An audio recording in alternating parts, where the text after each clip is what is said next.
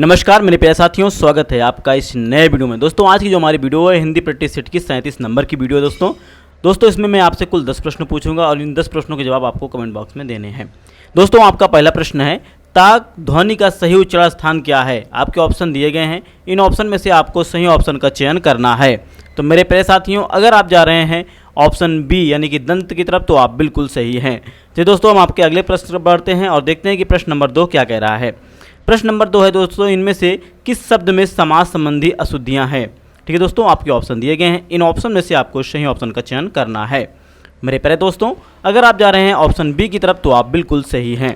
चलिए दोस्तों हम आपके अगले प्रश्न यानी कि प्रश्न नंबर 3 की तरफ चलते हैं और प्रश्न नंबर 3 क्या कह रहा है।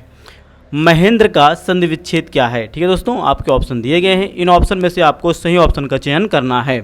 तो मेरे प्यारे साथियों, अगर आप जा रहे हैं ऑप्शन ए की तरफ, तो आप बिल्कुल सही हैं। आपका अगला प्रश्न है प्रश्न नंबर 4। प्रश्न नंबर 4 कह रहा है दोस्तों, इनमें से किस शब्द में हलंत संबंधी अशुद्धियां नहीं हैं? ठीक है दोस्तों, आपके ऑप्शन दिए गए हैं, इन ऑप्शन में से आपको सही ऑप्शन का चयन करना है। मेरे प्यारे दोस्तों, अगर आप जा रहे हैं ऑप्शन सी की तरफ, तो आप बिल्कुल सही हैं।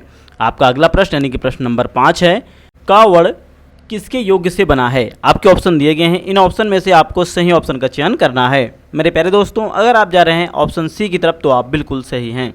चलिए दोस्तों हम आपके अगले प्रश्न यानी कि प्रश्न नंबर 6 की तरफ चलते हैं और प्रश्न नंबर 6 कह रहा है दोस्तों, संज्ञा के कितने भेद हैं? ठीक है दोस्तों, आपके ऑप्शन दिए गए हैं, इन ऑप्शन में से आपको सही ऑप्शन का चयन करना है।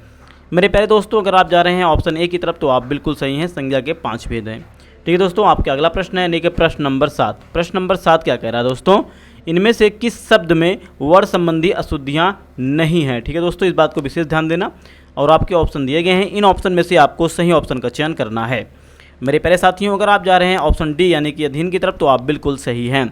आपका अगला प्रश्न यानी कि प्रश्न नंबर 8 है।